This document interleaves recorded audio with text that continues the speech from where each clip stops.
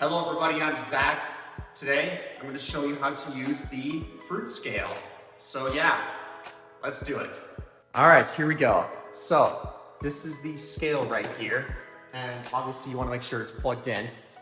So what you want to do is look for these black plastic containers right here. You're going to want to take one and put it on the scale and hit the 0 button. That way, the weight of the container does not contribute into this. Now, what we're gonna do is we're gonna take our apples right here, and we're going to start weighing them. Now we want 20 pounds of apples per container. So yeah, just take the apples and kind of look at them individually. Make sure that there's not too much damage.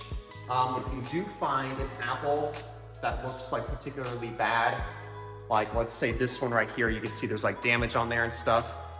Put it on this dish right here. The rest of them, you'll be putting into this container until you have 20 pounds of apples.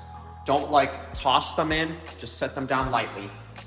If you prefer kilograms, then you can press this button right here to change between kilograms and pounds. If you're gonna do kilograms, then 20 pounds is 9.07 kilograms. All right, so as you can see, that is about 20 pounds. You're probably never gonna get it exactly 20 pounds, but just get it to where it's like super close. So once you're done, you take this, put it to the side, and then fill out this form right here. So basically just write down the date, and then write down the weight. And then of course, write down your name right here.